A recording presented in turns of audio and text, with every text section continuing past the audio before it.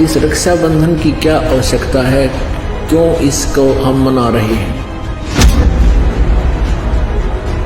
अब रक्षाबंधन का उद्देश्य क्या है कि भाई राखी इसलिए बांधते हैं कि वो हमारी रक्षा करेगा, और भाई की रक्षा कौन करेगा। हम सब का रक्षक कबीर साहब है, कबीर परमेश्वर पूर्ण ब्रह्म परम अक्षर ब्रह्म। ये इस तरह के जो रीति रिवाजें हैं ये हमें पीड़ित करने के लिए है, हमारे को एक दूसरे से दूर करने वाली है। पुण्यात्मा परमात्मा को पाने में ये जो हमारी रीति रिवाज हैं ये भी बाधक है।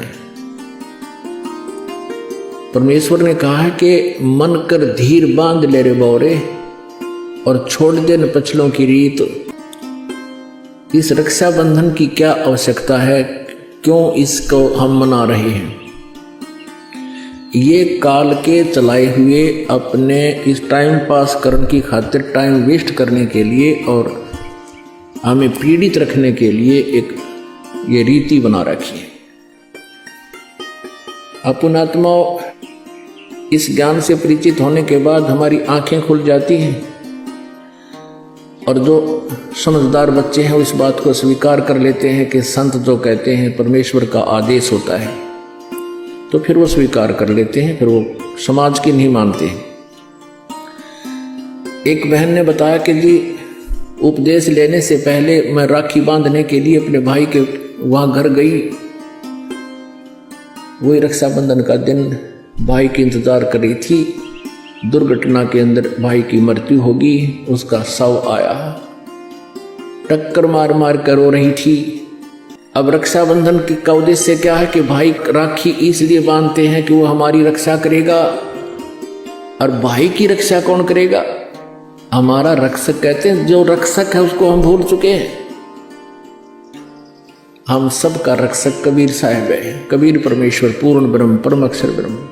हम सब ने भाई और बहनों ने मिलकर परमेश्वर कबीर जी का रक्षाबंधन बांधना चाहिए, राखी, ताकि भाई और बहन दोनों का रक्षक हो जाए।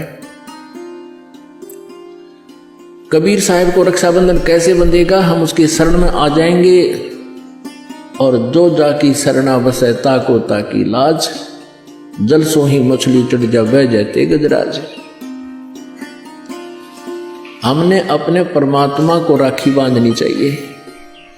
और दूसरा एक और दुख पैदा करती है ये रक्षाबंधन का दिन, जिन बहनों का भाई नहीं, अब वो रोती हैं पिछले कमरों में बैठ कर अकेली, आए हमारा भाई को नहीं, हम किसके राखी बांधेंगे।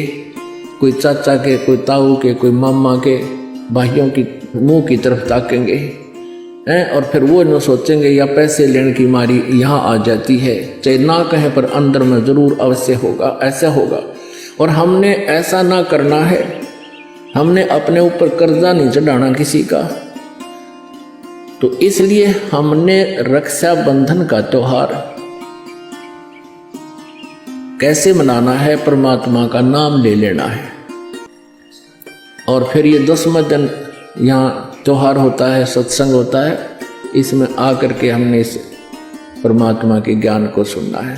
तो ये इस तरह के जो रीति रिवाजें हैं ये हमें पीड़ित करने के लिए है, हमारे को एक दूसरे से दूर करने वाली है। अब रिवाजें बन गई हैं कि बहन राखी बांधना आवेगी, उसको कुछ देना पड़ेगा, एक मजबूरी सी बन गई। तो ये भी हमारे नाते में दरार पैदा करती है। तो पुण्यात्माओं, जिन्होंने परमात्मा पाना है तो परमेश्वर के विधान को अपनाना ही पड़ेगा।